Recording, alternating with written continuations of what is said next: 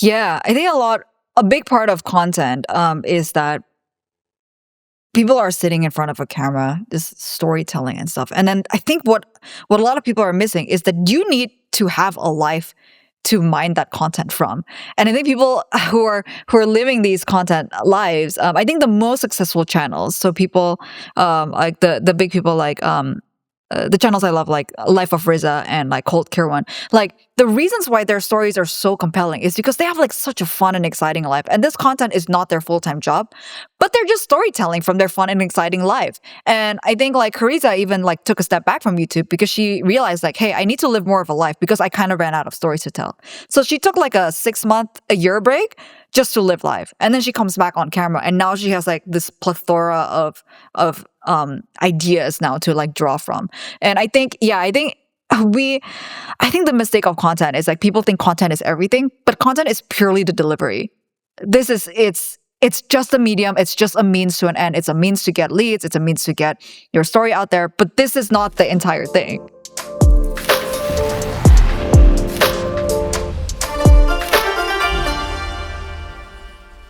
All right, welcome everybody back to the Full Battery Media Podcast. I'm happy to even be here because about 20 minutes ago, my room was a disaster because I decided to put in a new desk. But I've got an awesome guest with me today. I cleaned up my room marginally, and we're doing this. Can you introduce yourself and tell people who you are and what you do?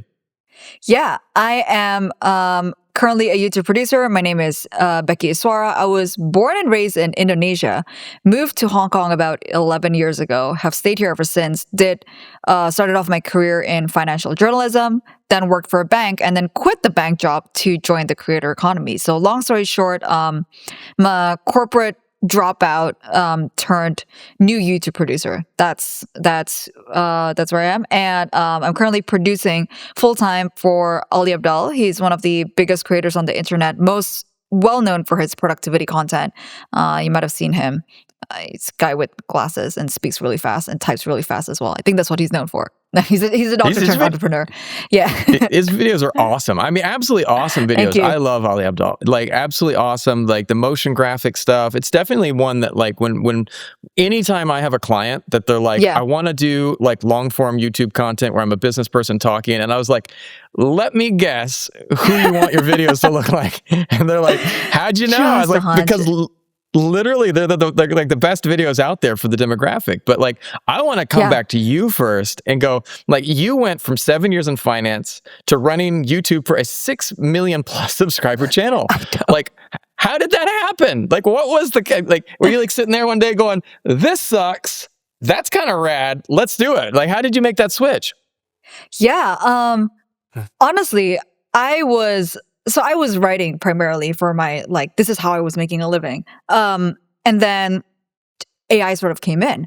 And not gonna lie, that's when I was just like, oh my goodness, I am so cooked. Because AI back in like ChatGPT 3, I think it was, and back in like 2022 or 2023, it was kind of bad, but it's also gonna get like pretty good really soon.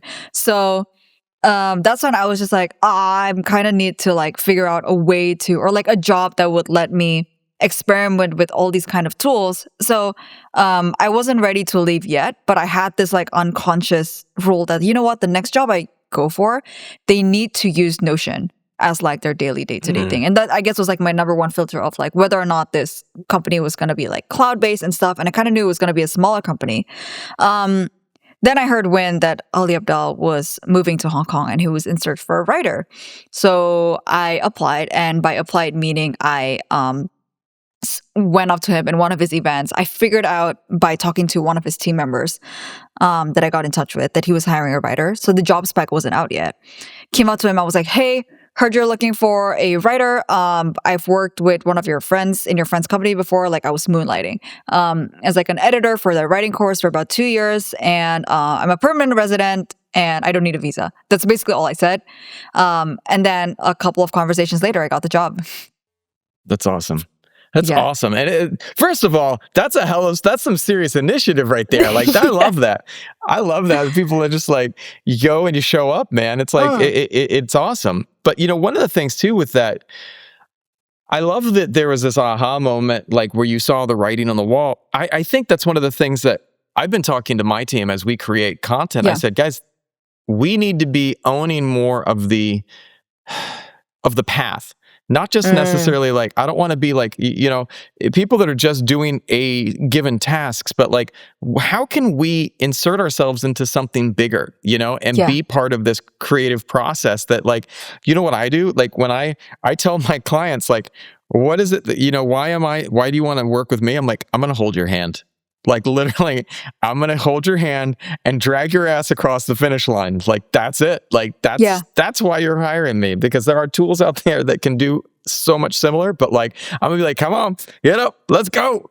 And so I love that you're talking about that. But like, I want to ask you this because, was there a moment where you realized like content was where you actually wanted to build your career? Because, you got in with Ali Abdaal, but was there, as you started doing this, like something that made you go, yeah, this is it. This is where I'm supposed to be?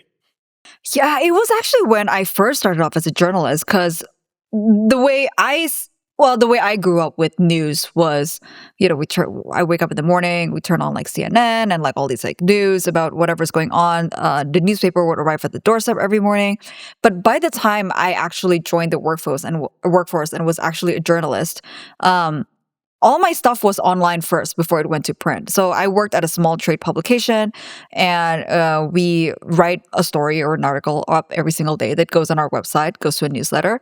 And at the end of every month, the best ones, or the most, the ones with more of a shelf life, so not the breaking news stuff, but the more in-depth pieces, would get compiled into like a really pretty layouted magazine. But if I'm online and Facebook posts are online and Twitter threads are online and all these other like Reddit threads are online, what I'm doing is essentially content. And like, that was my train of thought since day one. And then I started noticing the news podcasts and everything that was starting to rise up the ranks of like top popular podcasts and such. Like, these were not journalists that were like pure hardcore journalists where they are like objective and delivering the news the way TV anchors would.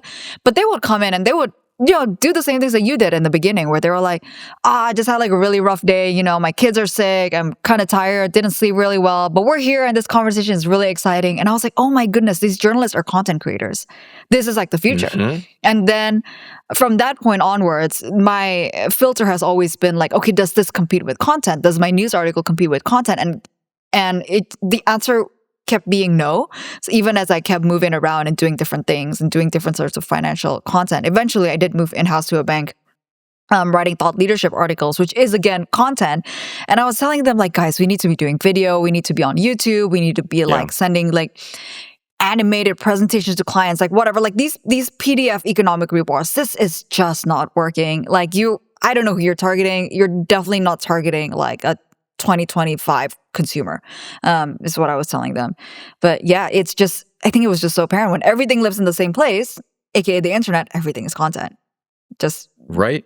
That's it. 100%. Yeah. I think we've crossed over to this level of like, every single business, if they're not doing content, they should be. Like, because at this point in time, it's like, you're a doctor. Okay. Are you doing content? Are you talking about like, what is health? I was doing some content with a medical school, and they're like, well, we want to talk about this. And I said, why don't you just tell people 5 ways to stay healthy in wintertime?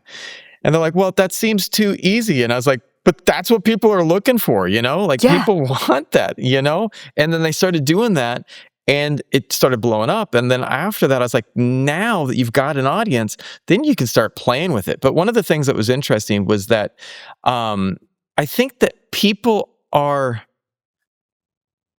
still resistant to the idea that we live in a content-driven world. Like there's just this, well, I want to do it some other way.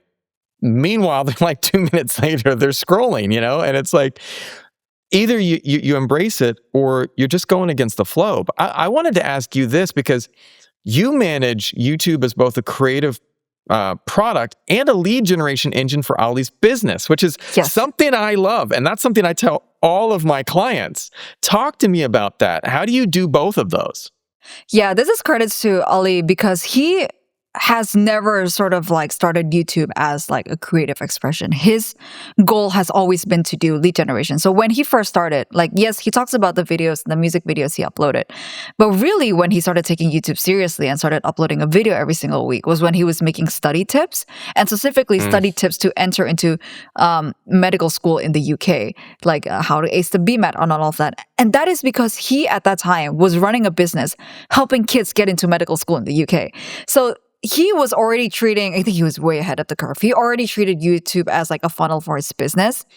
And then that's when he started going into like the whole productivity stuff and the studying tips. It was all really to just funnel that. And then his YouTube kind of took a life of its own. And then from there, he started building a course for a part-time YouTuber Academy. And because he first tested out if there was like demand by making content. So it's either he's treating content as like a funnel or just testing out if there's demand within his existing audience. Awesome. And once the numbers are in, that people are interested in making, in learning about how to make YouTube channels, like successful YouTube channels, then he made the course.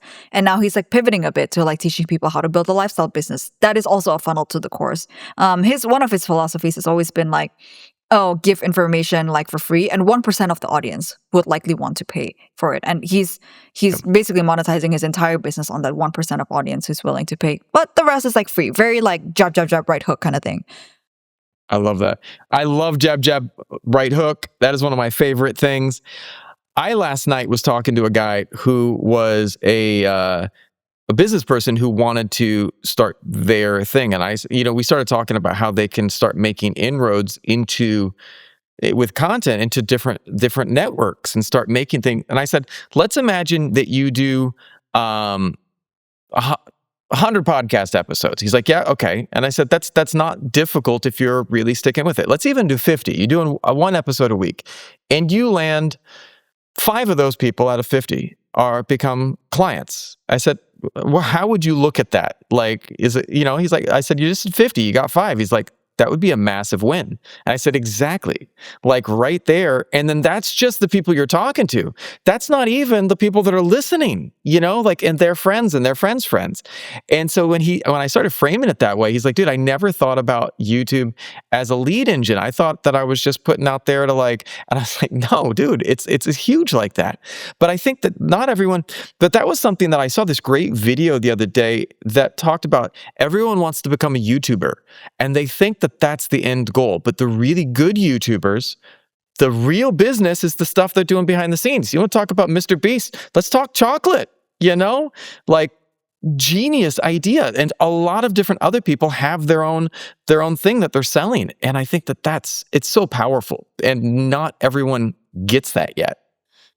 I think it's very easy to be fooled by the numbers. Like we see people on Instagram and we just assume like, if they have 100,000 followers on Instagram, they must be like rich. They must be sort of like rolling in money. And like a lot of them are not making any money at all. Like this is just like followers. Like when people say vanity metric, like I think this is what they mean, is that it's just a number. It does not translate to dollars. It really, like what you do with the stuff you put out there and using it as like a lead engine. One of my ex-colleagues, Tintin, his whole, he now runs a course called or group mentoring called the 100K YouTuber program. And his whole premise is basically you can make a 6-figure business, even if you just have like a couple thousand followers on subscribers on YouTube, because it's just how you use the content to your advantage. Like you don't need to reach that like million subscriber mark to make any sort of livable wage. Yeah, I 100% agree. And you just have to think about what it is that you could sell with it. I have I've got too many podcasts, but each one of them has a different target demographic and a different sales funnel, And so like I've got a podcast that's so my wife is a famous singer in Vietnam. She was the first winner of Vietnam Idol. And so she's like, yeah, dude, seriously. Her name's Phung Vi Idol. I'll send you the link to that after. I do all of her music videos and stuff. But because of that, I'm like, everyone knows me. I'm not famous, but people know that I'm her husband. So I started doing an English language podcast for Vietnam, where I interview all of these people in Vietnam who do really great English. And my friend's like, well, what is the point in that? I said, later on, I can do an online English course. Like, it can be through my company, and then they go in and do a speaking course, speaking club, communication club, and then suddenly you're building that. And I was just like, that's one thing, but there's other things. And what I try to do is when I talk to people is like, anytime someone comes to me, I want to make a YouTube channel. I was like, what are you selling? They're like, well, I'm not selling anything. I said, well, that's part of the problem. I had one YouTuber that had a huge following, and I was interviewing them for my daughter's channel recently, and they're like, I'm shutting down my channel. I was like, why? And they're like, you just can't keep things going. Like and they were editing it all themselves. And Oof. I was exactly. And I was like, dude, how can you even pull that off? And she's like, I got to go get a real job. And so I was like, send me your content. Let us do one of your videos. I'll do your video for free. It's exactly what we're doing for my daughter's channel. If you guys like it, tell me what you can do. And I'm happy because like I'm making enough money from other stuff. I just want to help some people. And I was like, you're the type of person I want to help. And then let's figure out what's your sales angle, because if you can figure that out, it makes it sustainable, and it makes it fun. But I want to ask you, because sustainable is something that when I was reading about your workflows, I was really interested, because you've built serious AI-powered workflows into your daily production routine. I want to talk about that. Tell me about your workflows and what you're doing, and how you're mixing human judgment with content creation and AI-powered workflows. How does that go? Because my team, we're trying to do it and we're getting better, but I'm so curious. And I know a lot of teams would love to hear how you guys are pulling it together. Yeah. So our goal basically for YouTube, or at least part of my remit, is just to grow views and grow subscriber count. And the way every single social media platform works is that there is a kind of content. It's either a format, or if it's like on Instagram, it's like some sort of like hook against some sort of like format, whether it's like a reel or carousel. And when it's a reel, it's either like, those silent one with like captions on top, or maybe it's like a quick jump cut, or maybe it's like the ones where you see people like jumping down and the text just like falls and stuff. So every single social media platform has formats that work for a certain point in time. And then to basically jump on follower growth, you don't have to like reinvent the wheel. You just have to see what's working and then copy that. Yeah. But copy it with taste is how we say it. Like just copy it, but kind of like adapt your own voice and do your own spin on it.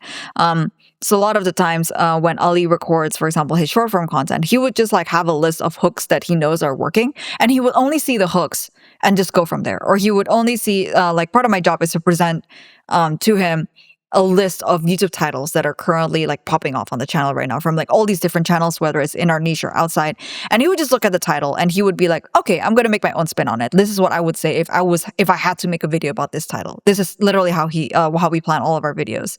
And where AI comes in is that it just helps speed up that whole entire process. Because before I would, have to go into these channels one by one and just like literally look like, oh, okay, since I last checked, this video gained this many views. Okay, maybe that's good. Maybe that's popular. Maybe I'll add that to the list, and then have to figure out the ranking afterwards after I've gathered all of that data. But the data gathering process was so manual.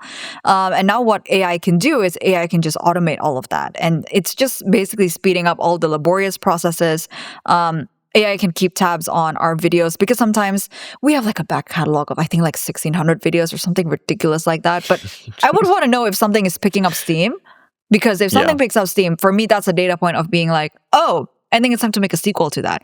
So one of the examples is around November last year, I noticed, and this was like a manual check.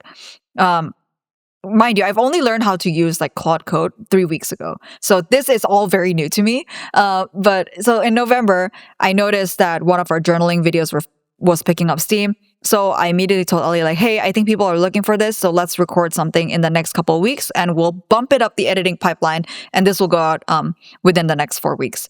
And then we made a journaling video, and then it performed pretty well for our channel and added a lot of like new email subscribers. But that's basically how we use data. It's literally just to, I guess, enlarge our competitor, like speed up our peer analysis process, and maybe even automate a lot of workflows. I think the beauty of working with the stuff on the internet is there's just so many data points. But then the problem is there's so many data points. Like you just don't know where to put yours. My goodness. Like they were looking at retention curves, looking at all of that. It's just like, Oh my goodness. And keeping tabs on what other people are doing in this space. Because by the time somebody has packaged it into a pretty like, these are the 5 things to do that is working on YouTube right now, it's no longer working, basically. Like it can work if you're, it's too late by the time that happens. So you just have to do that process yourself. I'm still figuring it out day to day. Like every single day I'm looking at our stuff and being like, this doesn't sound right. What can we do better? And I'm be like, oh, I know. Let me just run an analysis to see what everybody else is doing in this space and see if we can maybe mimic that. Well, which leads me to like the YouTube producer app that you're building. Talk to me about that and what you're creating, because that's how actually I found you. Is that, dude, LinkedIn is nuts. And like someone commented on someone who commented on your page, and I was like, dude, this is a sweet product. And I looked at it and I immediately wanted to reach out to you because I wanted to talk to you about it. So talk to me about your app and what you're doing with that. Yeah, this is honestly, it was just a tool that I was messing around with. 3 weeks ago, downloaded Claude Code, and I was like, hey, one of the things that I've wanted to do, never got the time to do, and this is not even part of my job, but I just know that my colleague would spend an immense amount of time putting together those like split carousel posts, the kind of very popular among podcasts, where you literally take like a screenshot and then you write the caption below, like it's like a transcript or like subtitle. And then you just have to do it for like maybe 10 times to fill up like 5 slides only. And I just thought like there must be a way to automate this. This is like ridiculous. Like I've been in this space for like a year. Nobody has done this. I'm like, oh, I'm sure there is like some sort of automation. So I just messed around with it. It was like Lunar New Year. I was with my parents' place. I just tried like seeing if I could build something with it. And I was like, oh my goodness, this is useful. So I just sent it to a bunch of my creator friends to be like, hey, I think you might enjoy this because you have a podcast, you have a podcast, you have a podcast. I was like, you might love this. This might be very, very helpful for your workflow. Who knows? That's it. And then why it's on YouTube Producer app, it's literally just because I had, one of the things that Ali told me in the very beginning was like, hey, what business are you starting? And I was like, I don't know. But at the time, my job title, or my current also job title, is YouTube producer. And I was looking at domains and I was like, maybe one day I can just make a YouTube producer.ai or something, because all these AI things are popping off. YouTube producer.ai was too expensive, so I settled for YouTube producer.app. And and then I had a domain. So I was like, let me just host my tool there. And it just runs. I just asked Claude to figure it out how to have it up and running for free. So the tool's been live for like 3 weeks, 2 weeks. That's how old it is. But it's crazy that you've seen it. It was just one of those things that I thought was it's such a niche problem. It's not a big enough problem that some random developer would actually come in and do it. But it's a problem that I know exists in this whole creator space, because I know more people I know people like my colleague and like a bunch of others who are literally screenshotting and uploading individually to Canva or Figma, trying to make these dang carousels.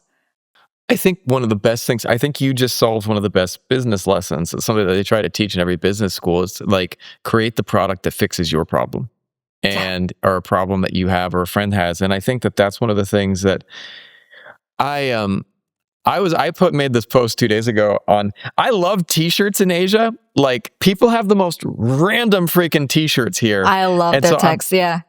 What's your favorite? Right. And so, well, this one the other day was, there's some horrible ones, but that are awesome. Like, oh geez, what was the one this morning? I can't even remember, but there was one that my daughter and I were like, what the hell? But the 2 days ago, I was driving home and this guy in front of me said, he had a shirt that just said, "Can I help you?" And I was just like, that's awesome, because it's something I think people forget to ask. Either can I help you or how can I help you? You know, it's like we sit there and we come, what business idea would be good? And we're trying to follow trends or stuff, but instead of like, what do people need? What do I need? What do the people around me need? You know? And so, though I am going to sidestep real quick. I had this one man, I made a reel about it. I was walking down the street. I'm a Star Wars fan, and I had a shirt that says, "I am your father." And some random security guard just looked up at me, and I forgot that I was wearing the shirt. Side of the road, this guy's like, "I am your father." And I was just like, no, you're not. Who are you? No, what happened right there? Right, what just happened? So it cracked me up. So that was the best t-shirt thing of late. But talk to me about, do you ever see, has Ali ever talked about like finding the problem that people might have and solving it, or have you had any more experience with that? Oh yeah, the other day I was helping well, I have a couple of buddies who are starting this course on like who ran their first course about building a personal brand, and they were very, very bootstrapped. So it was just a series of Zoom recordings, and they let me join the course for free. And I was like, okay, let me do something to help you guys out. And then again, like it was just a web page with like 12 recordings. And they asked me for feedback. They were like, yeah, you can join for free in exchange for feedback. And I was like, dude, you guys need a course platform. This is horrible. Like you don't even like bother renaming. Like it's so obvious when it's just like two young dudes running this thing and they're like juggling like 10 other jobs because this is like so low on their priority list. So what I did, I was like, hey, you let me join the course for free. In return, let me just build you this site. So I spent like an evening building a course platform for them, just taking a look at their course materials, extracting their transcripts, and being like, hey, I know like what I've seen in a lot of other courses that I've been a part of is there are assignment tabs and there's like a place to put assignments. So let me build that out for you. Oh, you guys are doing it in Discord? Let me make sure that when you fill in the worksheet, if you hit copy, it's going to automatically format the question and answer. So I don't have to go in and manually bold my questions and highlight my answers. And I just built that for them. And then I don't know if they're going to use it or not, but I feel like this is just such a fun way to like, I guess for me, especially someone who's just starting out in the creator world, like literally just start doing this for people for fun and for free. Like one day it might lead somewhere, it might not, but I'm just picking up a lot of like fun learning experiences along the way.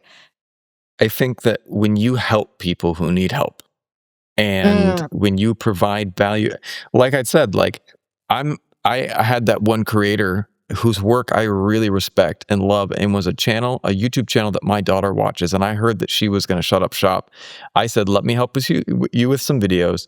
And then after that, if you guys like it, you pay me what you have. Like you pay me what you can, and I will keep your channel going because I've got the team that can help with that. Will it turn into something?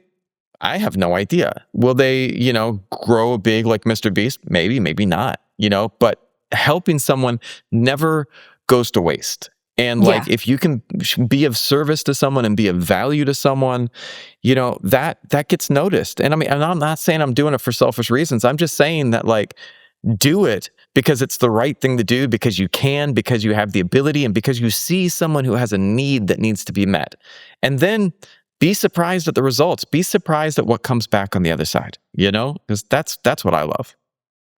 Yeah. And it's literally, I did not have a price for this at all. I just, I just had a good time doing it. I was pretty amazed at what I was building too, because I was like, holy shit, if I saw this, I would also be like really freaking impressed. And I think where the intention comes in was I know these guys were building a course about personal branding, and branding seems to be like a big thing to them. So when I was building out their platform, I made sure that the platform had their font, it had their colors, like it had their like funky tone of voice. But it's just like, that's where you were asking about the human touch. I think that's where like the human touch comes in. Yes. So it doesn't look like a platform that was like completely vibe coded, even though it was. But because I come in and then I finish up, like add in the finishing touches, and I could like steer it the way I want to. I think that just like goes a long way. And what all this AI stuff is just, it enables me to do so much more in terms of like volume and quality. But in the end of the day, it's still the individual relationships that we all have as people in the creator space. I work with business professionals on creating reels and content and stuff. And I caught so many of them that were just spewing out AI generated transcripts, and then they were just reading them.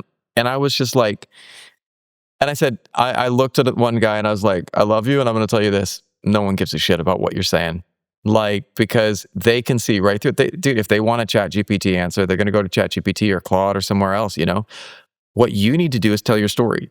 Tell why someone should even listen to you. Tell why someone should give a shit about you. You want to talk about adversity? Don't give me the boilerplate, adversity is when you do this, and the way to overcome adversity. Talk to me about the time that you fell down a mine shaft when you were 8 years old and someone had to lower down a rope and pull you out, and you grabbed on with your teeth, and then you had a broken leg that you had to recover from. That's the story I want to hear. And if actually anybody has a story where you fell down a mine shaft and you had to get out by holding onto a rope with your teeth, please message me, because I'd love to talk to you, But I mean, those are the stories. That's what I'm thinking people need to do, because that's the stuff that's interesting, And I think that we're missing that. Yeah, I think a big part of content is that people are sitting in front of a camera, this storytelling and stuff. And then I think what a lot of people are missing is that you need to have a life to mine that content from. And I think people who are living these content lives, I think the most successful channels, so people like the big people like the channels I love, like Life of Riza and like Cold Kirwan, like the reasons why their stories are so compelling is because they have like such a fun and exciting life. And this content is not their full-time job, but they're just storytelling from their fun and exciting life. And I think like Hariza even like took a step back from YouTube because she realized like, hey, I need to live more of a life because I kind of ran out of stories to tell. So she took like a 6-month, a year break just to live life. And then she comes back on camera and now she has like this plethora of ideas now to like draw from. And I think the mistake of content is like people think content is everything, but content is purely the delivery. It's just a medium. It's just a means to an end. It's a means to get leads. It's a means to get your story out there. But this is not the entire thing. That's missing. I 100% agree with you. And I think that's it. It's living life. You know, I used to be like trying to be more polished. But that I Am Your Father, I was out walking down the street to buy some new mics for my camera, for my phone, because I wanted to do some more. I bought a new iPhone and I was buying the new DJI mic mini so I can just, record on the go more easily, because I've got like fancy cameras and stuff, but man, that's just simple as easy, and I love simple and having stuff that I can just pop out. And then this guy looks at me and shouts, "I am your father." And I was like, and I walked up and got my camera and I came back and I was like, dude, can you say that again on camera? And like, he's like, "I am your father." And he's like, thank you. Thank you for that. And I made a video about it. And like, one of the things too, that's like, I have a weird life. I'm a guy who moved to Vietnam. I worked in Hollywood and film and television. And then I just was like, I don't know what I'm doing. So I moved back to Southeast Asia. I got married to a celebrity. And like, it's really random to me. I get invited to events that I shouldn't be getting invited to. Like the other day, I was at the TikTok Awards and I'm just like, what am I doing here? There's like all these really famous people around me. And I'm just sitting there going, do, do, do, do, do, do, And so I talk, and like, there was one video I made where like everyone was freaking out because these people walked past. Like, they were like, all the girls like, "Oh my God," and I'm just like standing in the middle of this bunch of people going, hello. I felt like that John Travolta thing from Pulp Fiction where he's like, But my point is like, my life's weird. And that's what makes it special. And like, there's one dude that I love his content. He's a guy from Scotland and he trims cows' hooves. And my daughter found his like, dude, it's just random, but he does his content, the Hoof GP. He does really good content. It's super cinematic. The way he does it, he learned how to do, he edits his own stuff, but it's really good. And lately, my daughter found it independently of me. And the other day I saw her watching it and I was like, the Hoof GP? She's like, yeah, it's so interesting. And I was like, yeah. And I said, see that? That's contact dermatitis. She's like, I know. He's going to put the blue powder on it next. I was like, I know the blue powder, And like, what was a mild is like, it was just this random snapshot of someone's life, but we were able to like experience it. And that was the beauty of the content that can be created, is like, you can tell stories and those stories tie people together. I just love it, man. Yeah, I totally agree. I've tried to convince, I just recently came back from Lunar New Year with my family, and my dad just like loves giving me advice. And I was like, this is it. Like, because he was saying like, oh, I want to make content. I don't know what to make about it. I was like, this is it. You giving me advice. This is your content. So I just like propped up a phone. Yeah. I will judge that. Yeah, I was like, he was just like, but it's in Indonesian. I'm like, that's so fine. And then I like made an Instagram account right then and there. And I like pulled up his phone camera. I was like, here, give me like 5 pieces of advice. Like right now about like whatever you want. I was like, just try to make it under 60 seconds. Go. And then, so he was just like, all right, Becky. And then he just starts like going off on one. And I'm like, that's one video. Next one. I was like, this is all you need to do. I was like, you don't need to come up with anything else. It's straight up. It's straightforward. And because he also like has such an interesting life. Like he runs like a coffee roaster. He has a coffee roaster in his house. Oh, dude, that must be awesome. Exactly. I was like, oh my goodness. I just want like, it's great. I get like coffee on demand. It's amazing. But I'm also just like, oh my goodness, just literally like somebody follow him around with a camera. Like this is so fun. Like it's just like the most interesting people are the people who are not doing this or don't know how to do this yet. That was what, when I talk to people, like, because I have a wine podcast, and when I talk to people in the wine industry, they're like, what should we be doing for content? I was like, dirty jobs. Micro dirty jobs, but make it on YouTube. If you can follow around the winery, show the people at the winery, show all the weird jobs. Like, how do you do a punch down? Like, what the fuck is a punch down? Like, that's something I get to see it when I go back to Napa. I don't know what a punch down is, but it's something where you like the floating berry stuff from all the grapes. They have to shove it under the ground, under all of the juice. And that's called a punch down. And I'm like, why is that important? I don't know, but tell me why it's important. But yeah, and where does that go? Like that. Just like all these like questions. Like, yeah, what do you do with all of that? I'm curious now. I would watch that. See, right? And see, that's the thing. And I think when you can grab attention, and this brings me back to Ali, which is one of the things that I just respect the hell out of him and his channel, because it's a sales funnel. He grabs that attention, and then you're selling with it. Like, and that's where, like, if you're a winery, grab that attention and sell wine. If you're a doctor's office, grab that attention, book appointments. But how do you think about packaging and storytelling when the goal isn't just views, but like actually making money?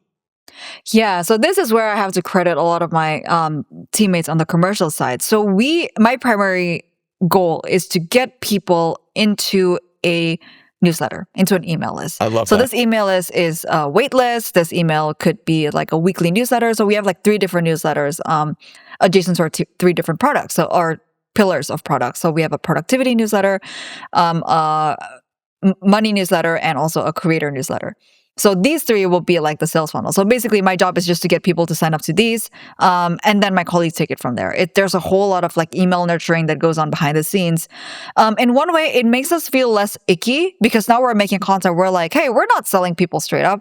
We're just sending them to an email list where we're providing them with even more value, where we're giving them tips and improving their lives, and we're giving them helpful tips. And if they want to learn more and like speed up their learning process, there is a link at the end of every newsletter to like what our website is, and they can go from there. So that feels less icky. I know this whole concept of like waitlist is also like booming, sort of like in this internet space world where everybody is like, hey, I might launch something, join a waitlist, and then it also feels less icky to sell, because you already know people who sign up for the waitlist are interested in a product, and therefore you can be a little bit more straightforward with it. But yeah, this is just marketing is just gone in so many different directions and forms. But that's how we sort of treat YouTube to sell. So it is a funnel. It's a little bit of a lengthy and windy one. But that's how we sort of operate all of our product sales.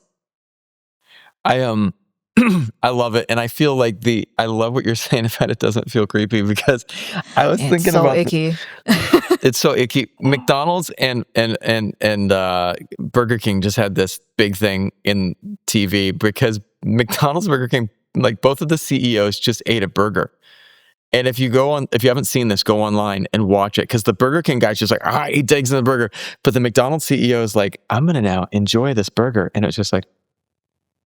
And it's just, everyone's like, who eats a burger like that, man? No one eats a burger like this. I love this product. And you're like, no, you don't. You look like you've murdered that product, not ever like eaten it before. Yeah. And like the internet is eating it up right now. Like everyone on LinkedIn is having a field day. Instagram's having a field day. TikTok's having a field day with this guy. I feel bad for him, because he seems probably like a genuinely nice guy. Yeah, he's literally just eating a burger. Burger in a really weird way. Like, I remember, there's a thing, there's a way to eat a burger that not everyone knows. Like, I remember my friends from Japan, they went to eat a burger and they held it in the front and everything shot out the back. So my daughter is half Vietnamese, half American. And so when we went to the US for the first time, I was like, all right, here you go, kiddo. Here's how you eat a burger. You got to hold it from the back. You got to keep it wrapped. And this guy didn't know that. And he's the CEO of a company. But I mean, it had that vibe, you know? And I think that's where it's like just keeping it natural. But I want to ask you a fun question. If someone handed you a brand new channel tomorrow with 0 subscribers, what would you do in the first 90 days? Oh, okay. First 90 days. Well, first is try to figure out what sort of business we're selling. I think that's, okay, I guess there's like 2 paths. It's always like, are you doing it for self-expression or are you doing it for business? I'm assuming for business just because we want to monetize it and such. And then we just go and make like a ton of videos about it. And then like maybe try to batch create like 3 at a time. I've heard this tip of like people publishing 3 videos at a time so that immediately people have something else to watch to if they discover your channel. And then just keep going from there. Interact with literally everybody in the comments, reply to everybody. If possible, put in a Calendly link there. Put in like a meeting there. One of the biggest, I think, unlocks of me personally is when I started putting a calendar link on LinkedIn. Because then I just started talking to people who were actually like in my following, and then I understand what they want and what they're curious about, why they follow me. And then I would just try to make educational content out of that. And then build an email list. So email list is there from day one. Start sending them valuable information if possible, which is probably just a repurpose of like a remix of like the YouTube video with some help of like transcriptions and also with feedback from what you're getting from all these calls. Just keep making videos. And in terms of how you format these videos, just look at outliers in the space. Like I think one of those popular formats on YouTube a couple of months ago was like, give me 55 seconds and I'll do blah, blah, blah. So make one of those. Just like copy formats here and there and just like, but put your own niche spin on it. And that channel's definitely going to grow if you post at least once a week for 90 days. That's like 12 videos. Yeah. Yeah. Well, where can people go to find out more about you and what you do? So I am Becky Isjwara on LinkedIn, YouTube. Substack is primarily where I'm at, which is actually not a sales funnel. That's like that is my like creative expression playground. For business or work, I'm on LinkedIn. Like I'm on it every single day. I also happen to help Ali's Lifestyle Business Academy students with their LinkedIn profiles as well, just because I had experience using LinkedIn as someone who was in corporate before, and then now like leaped into somebody who's just trying to show my work and share what I'm learning on the side. And I'm very chronically online. So I'm Becky Isjwara literally everywhere on the internet, BeckyIsjwara.com. But that's me.